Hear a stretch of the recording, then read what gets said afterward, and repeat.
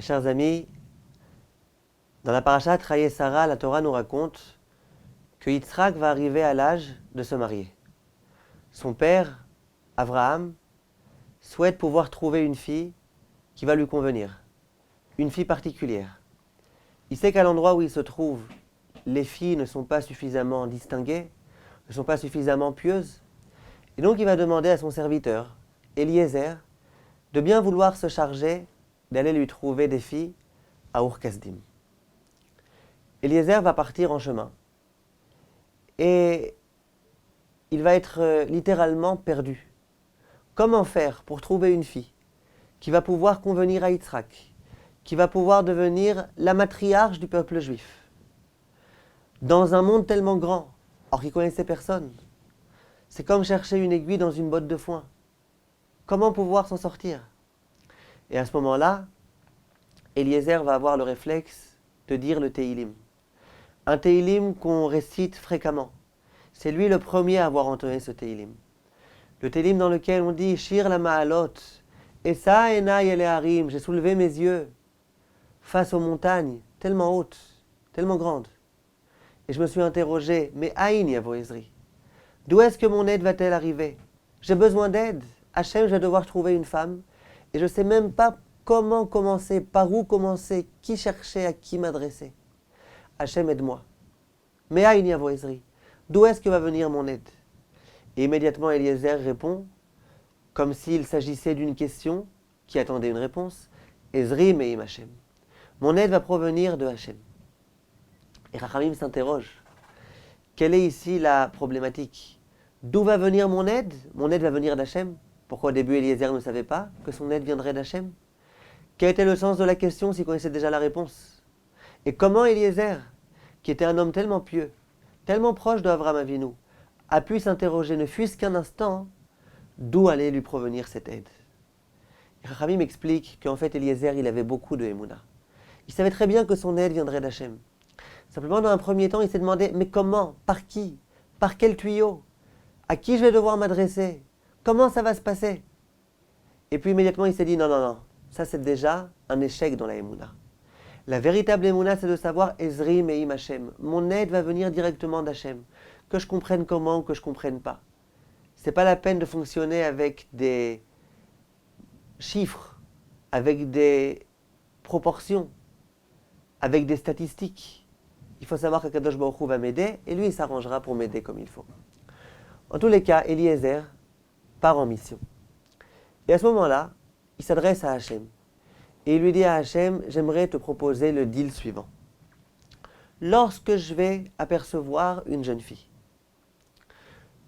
moi qui suis accompagné de mes chameaux, et que je vais lui dire que j'ai soif, et que j'aimerais bien qu'elle me donne un petit peu d'eau à boire, si la fille accepte de me dire non seulement je te donnerai à boire à toi, bien évidemment, mais en plus à tes chameaux, c'est que c'est la fille qui correspond exactement pour Yitzhak.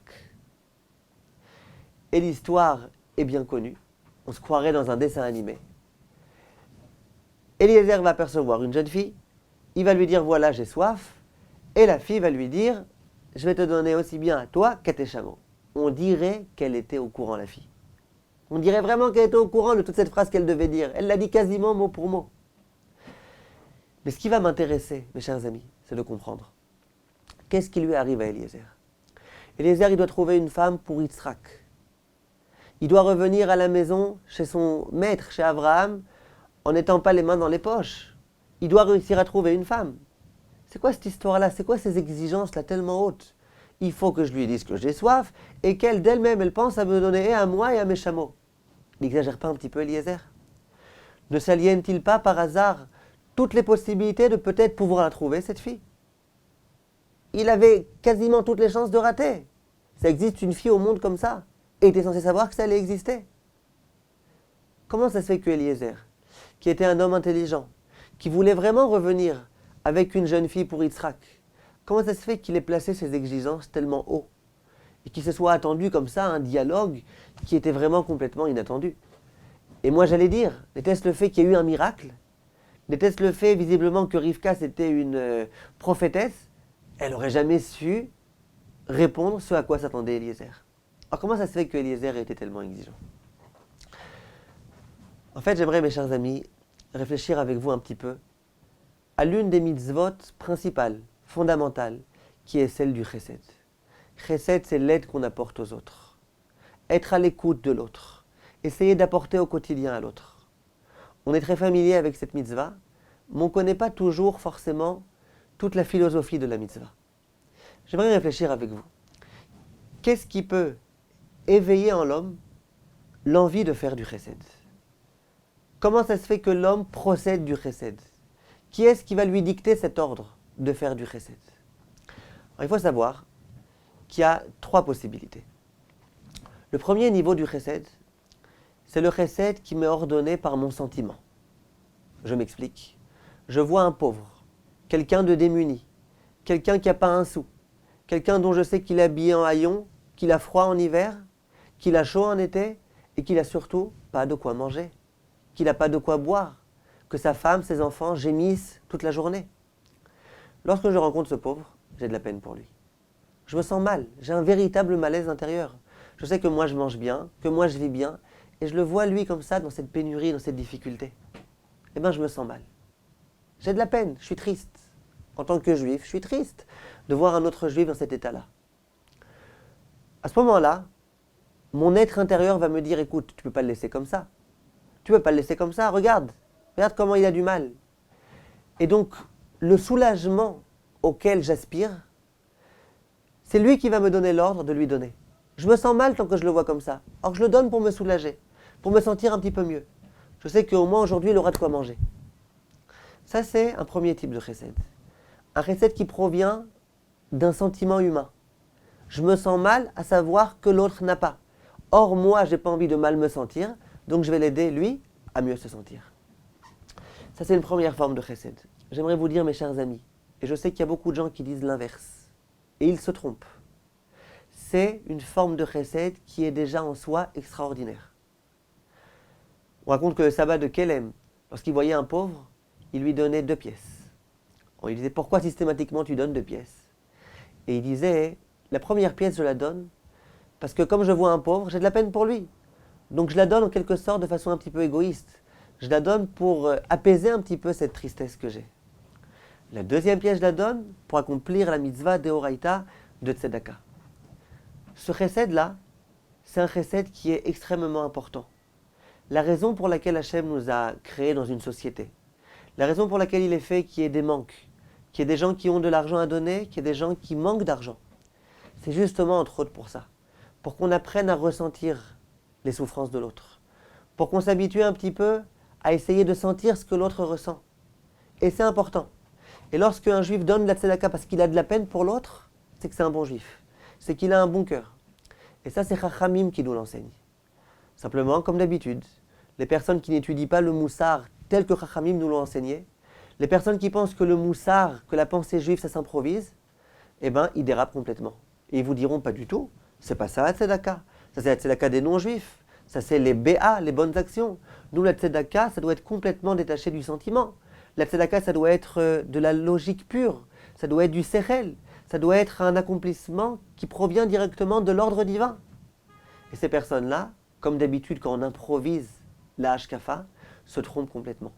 Cette forme-là de chesed, c'est une forme de chesed qui est tout à fait valable.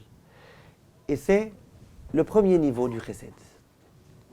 Il y a un autre niveau de chesed, c'est le chesed, qui est non pas ordonné par le sentiment humain, par le sentiment d'humanité, par mon cœur attendri face à la difficulté de l'autre, mais c'est au contraire un chesed qui provient d'une réflexion, d'une mûre réflexion. Imaginez-vous, je ne sais pas si ça arrive souvent, qu'un homme qui a beaucoup d'argent se dit « je ne comprends pas, il y a ici un petit problème. Comment ça se fait que moi je gagne 1000 fois plus que ce dont j'ai besoin et qu'il y en a qui gagnent 1000 fois moins de ce dont ils ont besoin? Il n'y a pas ici par hasard un petit problème? Peut-être qu'il faudrait un petit peu répartir les choses, rééquilibrer un petit peu les dons et donc donner de l'argent. Imaginez, cette personne-là, elle a réfléchi, elle a fait fonctionner son cerveau et elle a abouti à la conclusion que le devoir à présent, c'est de partager un petit peu l'argent qu'on a. Ça, c'est du chesed.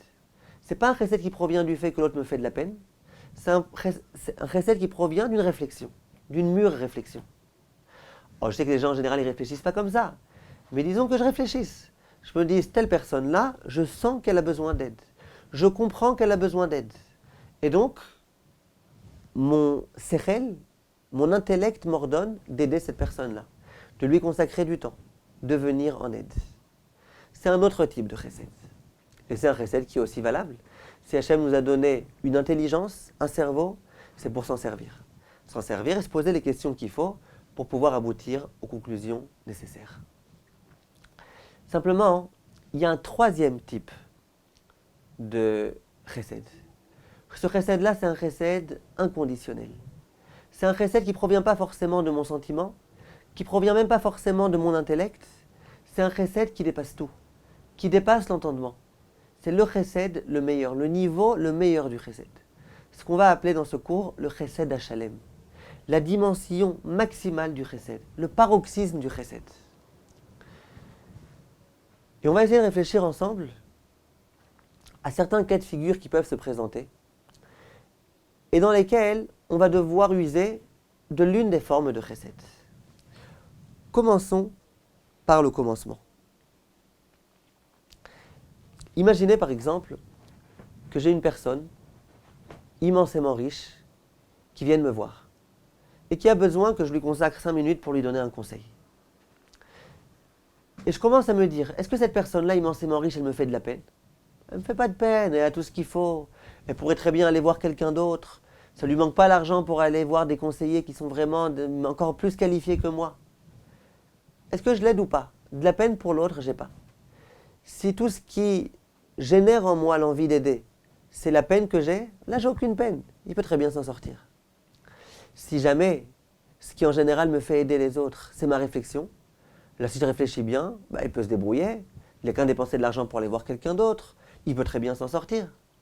Si par contre, je procède du chesed Hashalem, de l'envie profonde de faire du chesed, je ferai du chesed. Dans tous les cas, sans même me poser de questions. C'est pour ça que le chesed Hashalem, il dépasse toutes les autres formes de chesed. Parce que le chesed Hashalem, c'est un chesed que je ferai dans tous les cas, sans me poser de questions. C'est sûr que si je peux greffer au chesed Hashalem aussi le sentiment, si je peux greffer aussi l'intellect, ça peut être bien. Mais le chesed Hashalem, il dépasse tout. Parce que c'est un chesed que j'accomplirai dans tous les cas. J'aimerais qu'on réfléchisse un petit peu à Avraham Avinu.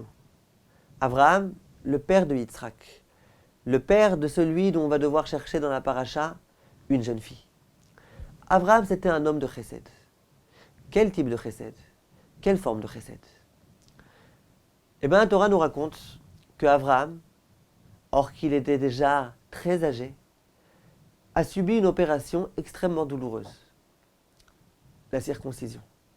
Vous savez que procéder à la circoncision à un bébé, c'est pas facile. Mais à un adulte, c'est beaucoup plus compliqué.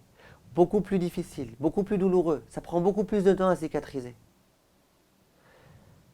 Avraham vient de sortir de cette opération. Il est souffrant. Il est souffrant au point que Akadosh Baruch Hu vient lui-même lui rendre visite pour accomplir la mitzvah de Bikur Cholim. Hachem sait que Avraham, c'est un homme de chesed. Avraham, il avait une tente qui était toujours ouverte, des 4 côtés. Et il savait que cet homme-là aimait tellement accomplir la mitzvah de chesed que rien ne pourrait l'en arrêter. Hachem savait que si ce jour-là, il y avait des invités qui venaient, Avraham immédiatement, il leur ouvrirait la porte, et il courrait, et vraiment, il se démènerait complètement. Hachem a dit, Avraham est malade, il faut qu'on lui ménage un petit moment de détente, de repos. Qu'est-ce qu'a fait Akadosh Baruch Hu ? Un miracle. Il a fait en sorte qu'il y ait une canicule terrible, ainsi que la Gemara de Baba Metzia nous le dit. Otsia hama min artika. Akadosh Baruch Hu a retiré l'écran qui fait que dans le monde, il ne fasse pas tellement chaud. Il faisait une canicule insupportable. Au jour d'aujourd'hui, quand il fait 35 degrés, 40 degrés, on n'en peut plus. On ne sort pas de la maison. Là, Akadosh Baruch Hu a fait en sorte qu'il fasse encore plus chaud. Vous imaginez un petit peu. Et effectivement, ce jour-là, il n'y avait personne dans la rue. Personne. Tout le monde était à la maison. Personne ne se promenait en chemin. Avraham, inlassablement, attend qu'il y ait des invités qui viennent. Il ne pouvait pas renoncer à cette mitzvah. Alors qu'il était faible, alors qu'il ne se sentait pas bien. Il va envoyer Eliezer, son serviteur. Il va lui demander, tu peux regarder s'il te plaît, s'il n'y a pas par hasard des gens qu'on pourrait peut-être avoir le bonheur et le mérite d'aider. Eliezer revient et il lui dit à personne. Dit Rachamim, Avraham il s'est pas suffi.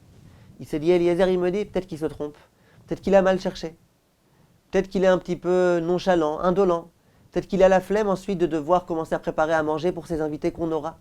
Je ne peux pas lui faire confiance. Avraham de lui-même est sorti pour chercher des invités. Mais il n'y avait personne dehors. Avraham a eu beaucoup de peine de ne pas pouvoir accomplir cette mitzvah-là. Hachem, ayant vu la peine qui était celle de Avraham, n'est pas resté insensible. Et il a envoyé 3 anges. Ces 3 anges, Rachamim nous disent que ce n'étaient pas du tout des personnes qui étaient présentées comme étant des personnalités, comme étant des gens honorables. Pas du tout, au contraire, c'était vraiment des kidam qui se promenaient, mal habillés, n'importe comment. Avraham, il leur a couru après. Il leur a dit, venez s'il vous plaît, je vais m'occuper de vous. Et il est écrit qu'à ce moment-là, il s'est empressé. Il a demandé à sa femme Sarah de se dépêcher. Il écrit plusieurs fois dans le verset, Ve'el Abakar Ratz Avraham. Avraham de lui-même a couru. S'il y a écrit dans la Torah qu'il a couru, c'est qu'il a couru. Et puis il a dit à sa femme, dépêche-toi toi aussi, prépare des gâteaux, fais tout ce qu'il faut. Bref, Avraham s'est démené complètement en l'honneur de ces personnes qui sont venues. Et puis il est écrit qu'il s'est prosterné devant eux. Il est écrit qu'il les a suppliés de bien vouloir manger. Acceptez, s'il vous plaît, de bien vouloir manger.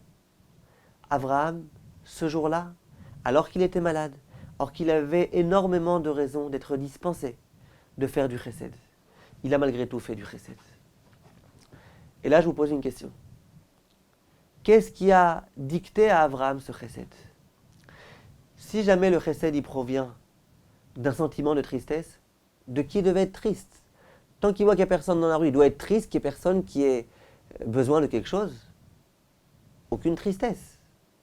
Et puis lorsqu'il voit ces anges qui arrivent, s'il est triste parce qu'il se dit peut-être qu'ils ont faim, il aurait dû leur donner du pain, le minimum du minimum. Pourquoi tellement? Pourquoi courir à cette vitesse-là, à cet âge-là, or qu'il était souffrant? Si jamais le chesed d'Avraham c'était un chesed qui lui était dicté et ordonné par son intellect, l'intellect en général, vous entendrez beaucoup les gens dire ça au jour d'aujourd'hui, l'intellect il m'ordonne que d'abord, avant de te préoccuper des autres, préoccupe-toi de toi-même. Avant de faire du chesed avec tout le monde, fais du chesed avec toi-même. T'es souffrant, tu dois te reposer, repose-toi. Et puis si vraiment tu dois aider les gens qui viennent, le séchel il me demande de me tuer pour eux, à ce point-là, de leur courir après, en toute vitesse de leur préparer de la viande, de leur préparer des gâteaux, etc. Sûrement pas. Simplement le chesed de Avraham, il ne s'arrêtait pas là. C'était un chesed à Shalem, c'était un chesed qui dépasse l'entendement, qui ne connaît aucune limite. Faire du chesed pour faire du chesed. Le Midrash raconte que lorsque Yov va s'adresser à Kadosh Baruch Hu, il va dire à Hachem, pourquoi je suis frappé tellement terriblement? N'ai-je pas fait du chesed? N'ai-je pas accueilli des invités dans ma maison? Ne leur ai-je pas donné un bon pain, un pain de qualité? Ne leur ai-je pas servi de la viande de qualité? Ne leur ai-je pas servi du vin de qualité? Akadosh Baruch Hu va répondre à Yov. Il va lui dire, c'est vrai que tu as fait du chesed.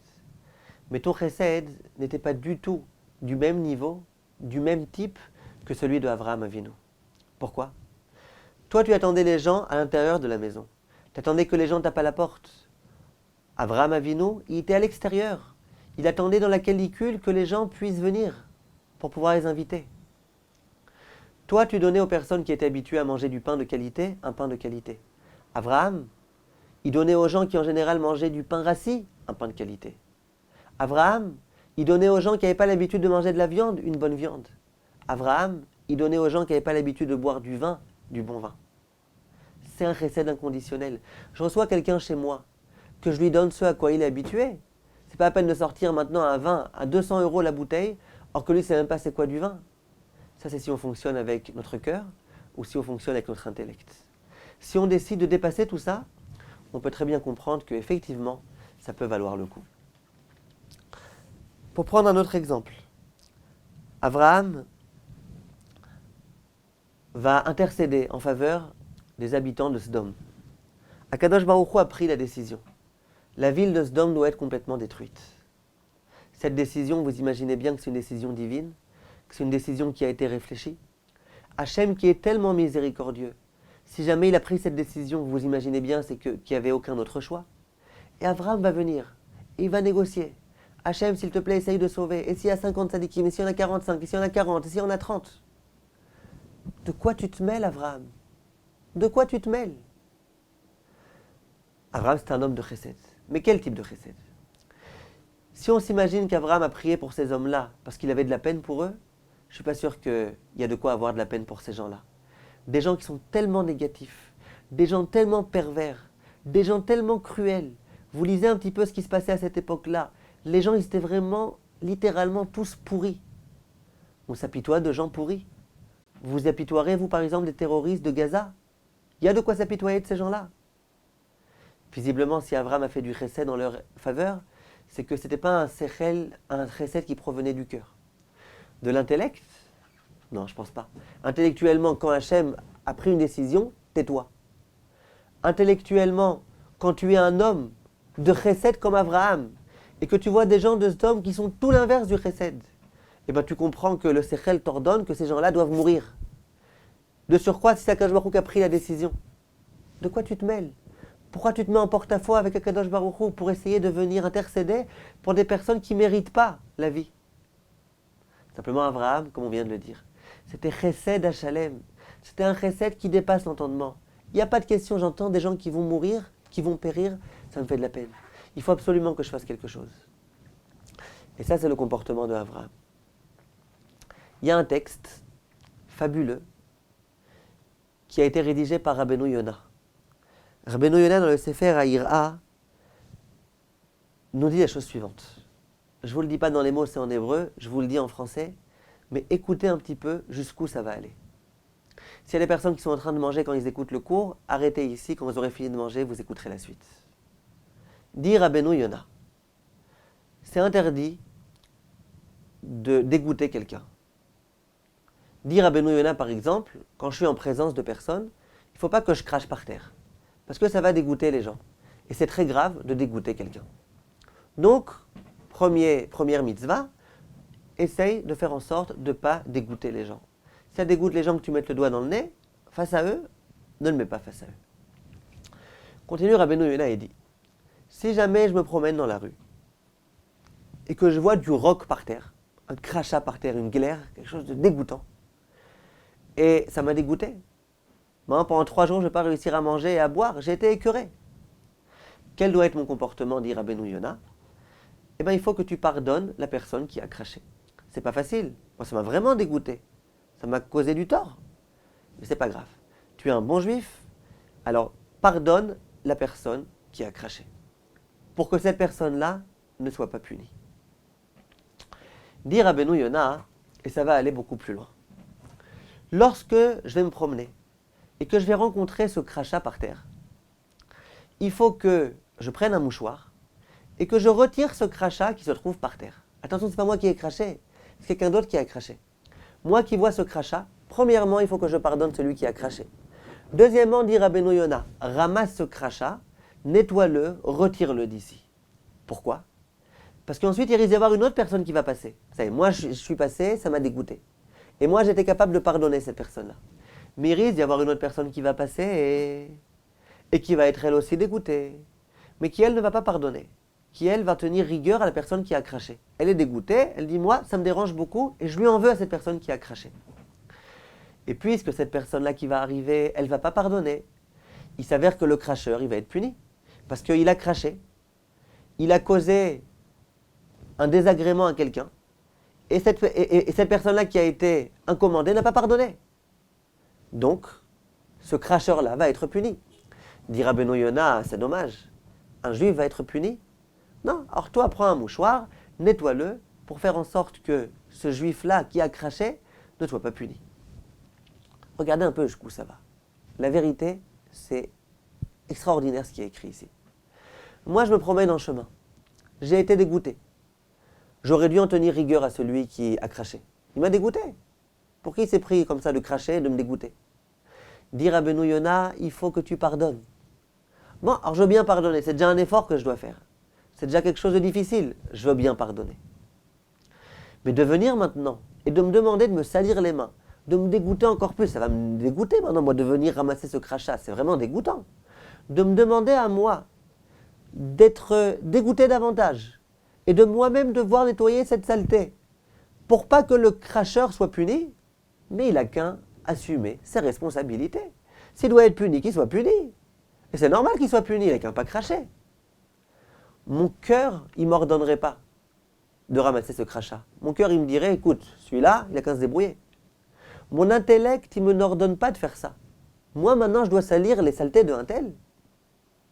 Simplement, si on décide d'être un homme de chesed Hachalem, eh bien, bien que ça dépasse complètement notre sentiment, bien que ça dépasse complètement notre entendement, malgré tout, on fera du chesed. Pourquoi ? Je ne veux pas que ce cracheur, bien que c'est un cracheur et que ce n'est qu'un cracheur, je ne veux pas qu'il soit puni. Le pauvre, il va être puni. Après, au Gehinnom, il va être brûlé dans l'enfer. Je ne veux pas. Je veux essayer de l'exempter de cela. Et j'entendais un jour le Rav Yitzhak Yerucham Borodyanski, le Mashgiach de Kol Torah. Il ramenait ce Rabbeinu Yona. Et il disait, je vais vous dire la vérité. Je ne sais pas si Rabbeinu Yona, lorsqu'il écrit cela, il pense que c'est une véritable obligation. Est-ce que lorsque je me promène dans la rue et que je vois un crachat, je suis obligé de faire cela ? Il dit, je peux vous dire juste une chose. C'est que si Rabbeinu Yona était dans cette situation-là, c'est ce qu'il aurait fait. De lui-même, il aurait ramassé ce crachat pour ne pas que le cracheur soit puni. Ça, c'est un niveau de Chesed Hachalem. On pourrait donner énormément d'exemples de ce que c'est que le Chesed Hachalem. Mais on va donner le dernier exemple. Le dernier exemple, c'est celui de Rivka. Lorsque Eliezer va venir voir Rivka, et qui va lui dire, tu sais, j'ai soif. On nous dit que Rivka, d'après certains midrashim, elle avait l'âge de 3 ans. D'après d'autres midrashim, elle avait l'âge de 14 ans, mais sûrement pas plus. Rivka, c'était une petite gamine, toute frêle, toute jeune, et elle voit un homme gigantesque. On dit que Eliezer, il était gigantesque.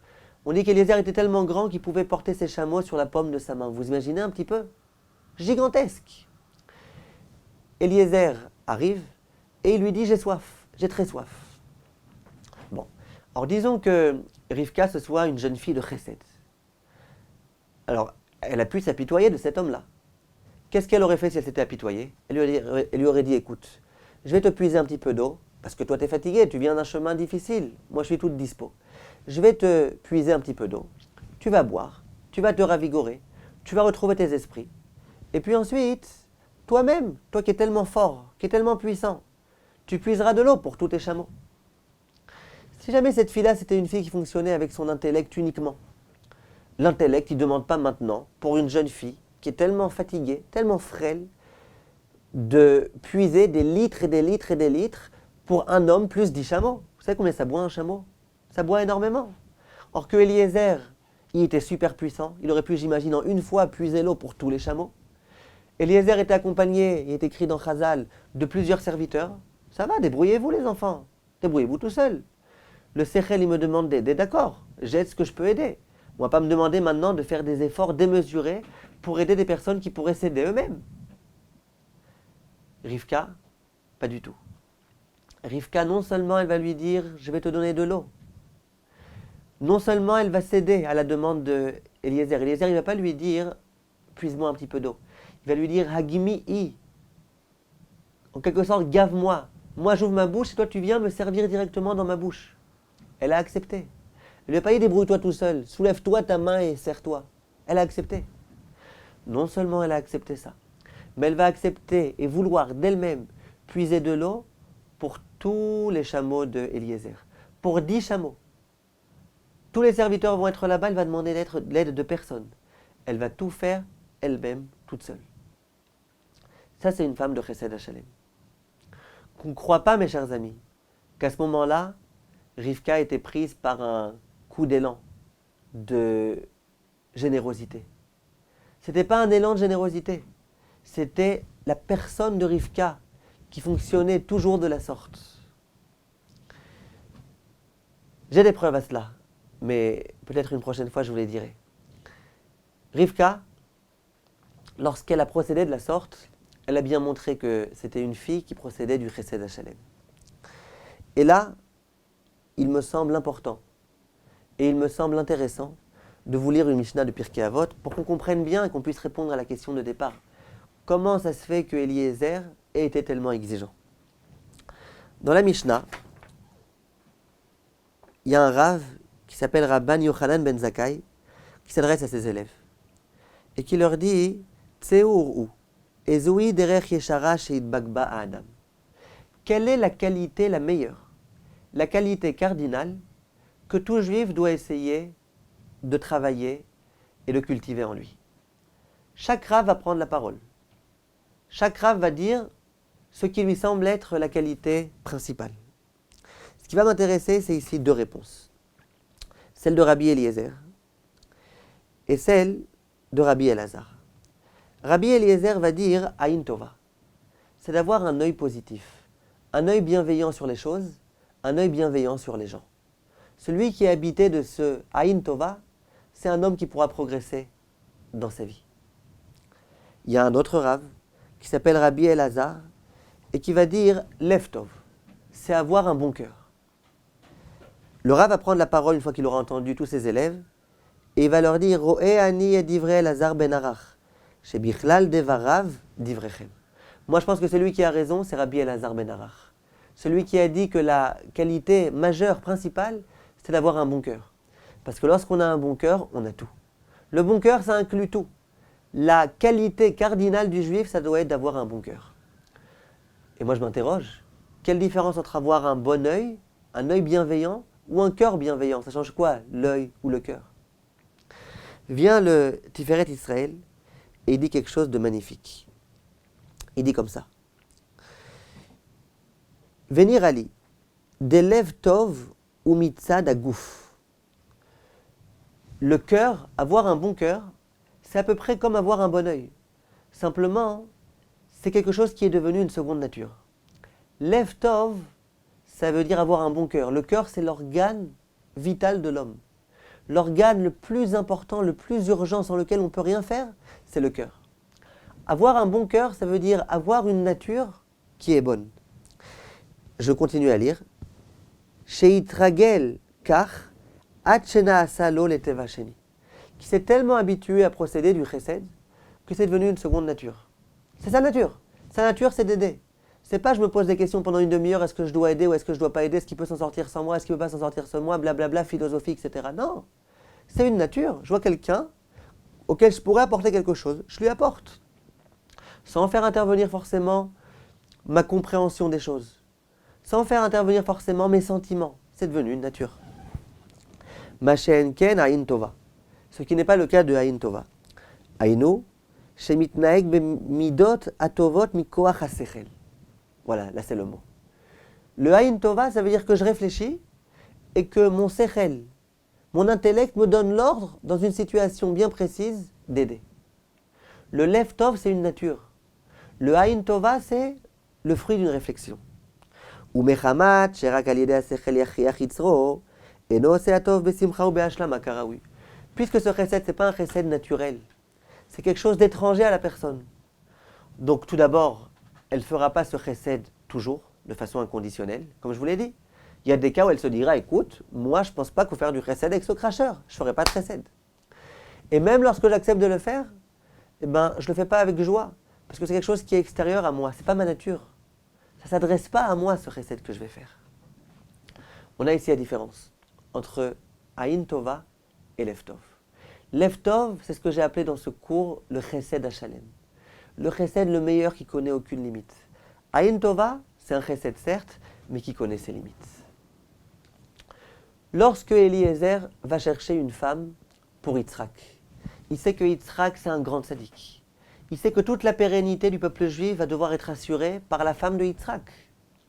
Il faut donc chercher une femme de qualité. Il faut chercher une femme qui va pouvoir lui correspondre.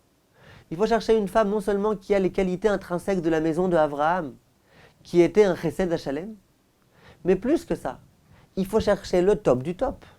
Or, on a une Mishnah dans Pirkei Avot. Rabbi Yochanan ben Zakkai s'interroge. C'est quoi la qualité principale que doit avoir le juif? C'est quoi la qualité principale grâce auquel le juif va devenir un bon juif? Grâce auquel la pérennité du peuple juif va devoir passer? Et la réponse c'est quoi, nous dit Rabbi Yochanan ben Zakkai? Lev Tov.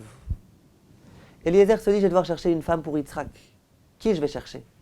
Je vais chercher une femme qui a que Aïn Tova, c'est pas suffisant. Je vais chercher une femme qui a que quelques petites qualités, qui a aussi plein de défauts, c'est pas suffisant.